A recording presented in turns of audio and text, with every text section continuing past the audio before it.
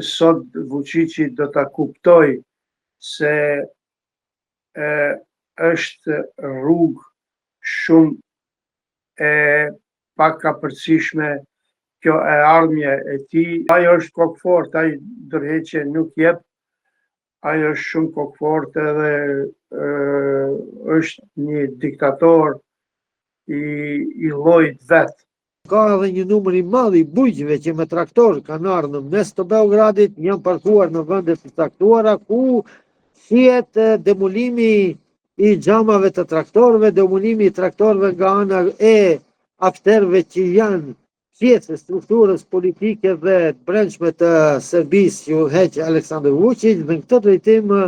padyshim se deri në orët e vona të mbrëmjes sa do të zgjasin protestat, sigurisht se do të ketë edhe incidente, mbase mund të jenë edhe më të rënda. Pushteti i Vučićit, një totalitaristi modern, ka paralajmëruar që sikur po përgatitet një revolucion me ngjyra, kolorit,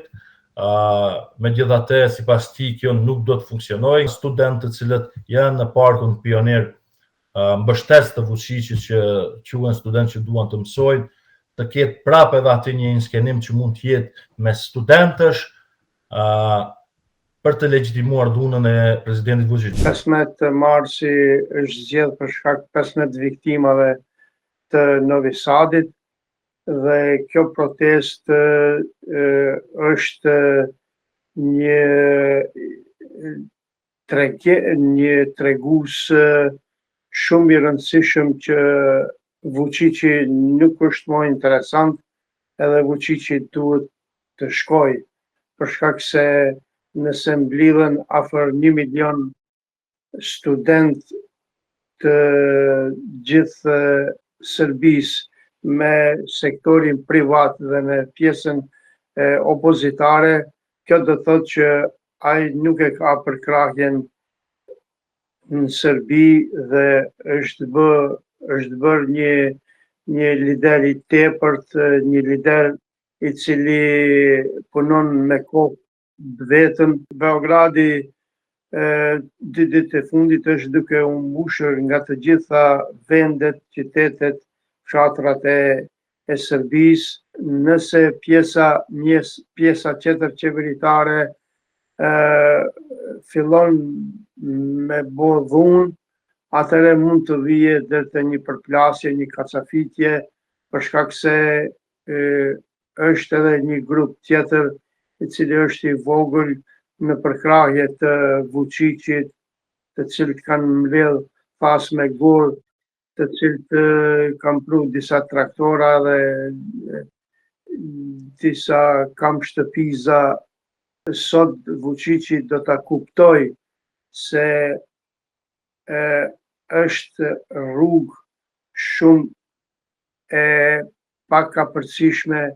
kjo e ardhmja e tij. Ajo është kokëfort, ai ndërheqje nuk jep, ajo është shumë kokëfort edhe është një diktator i llojit vet. Kemi informata që edhe Dačić do t'i largohet Vučićit. Është e paparashikueshme për shkak se ka shumë njerëz,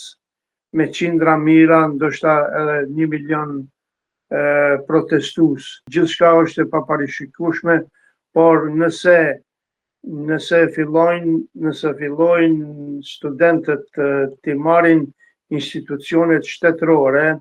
dhe RTS-in, atëherë Vučić do të reagojë me polici, me ushtri, dhe në këtë rast mund të vijë edhe dhe një luftë qytetare. Ne nuk mund të shohim këtu prej televizioneve shtetërore të Serbisë, Radio Televizioni i Serbisë nuk jep asnjë sekvencë të tubimit të sotëm.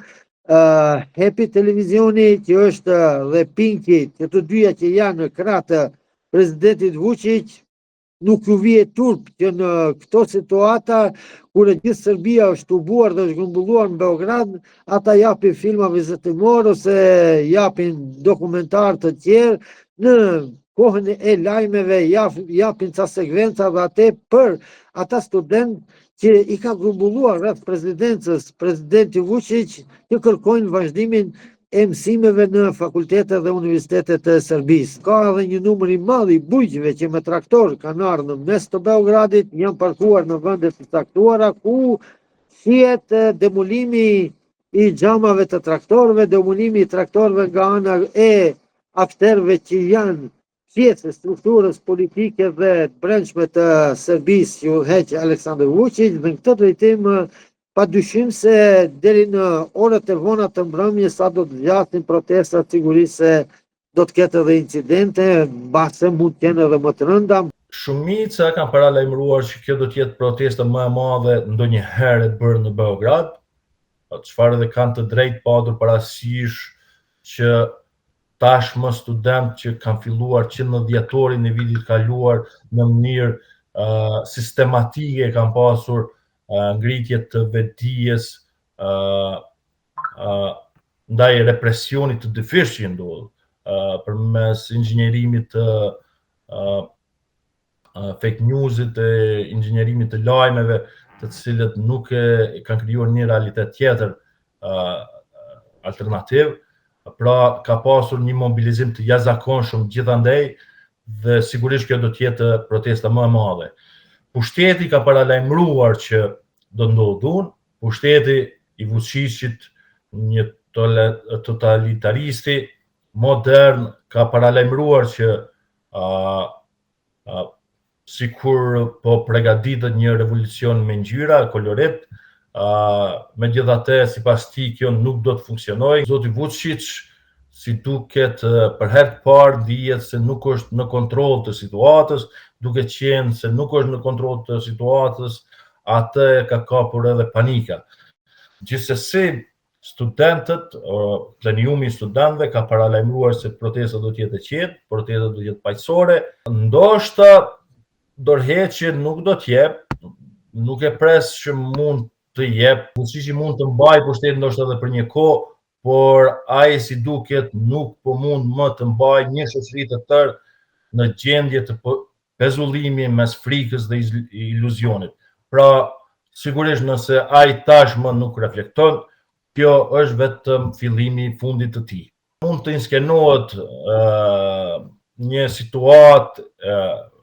e vërtet, madje tashmë kena paralajmërime se ka pas disa që kanë shkelur me kerre protestuesit e kështu me radhë, po mund të jenë inskenime nga ato grupet fashiste të cilët kanë qenë nën kontrollin e Vučićit për të legjitimuar më pas përdorimin e monopolit të dhunës nga shteti, dhe në anën tjetër mund të ketë një situatë në të cilën gjithashtu ata studentë të cilët janë në parkun Pioner, mbështetës të Vučićit që quhen studentë që duan të mësojnë, të ketë prapë edhe aty një inskenim që mund të jetë me studentësh për të legjitimuar dhunën e presidentit Vučić.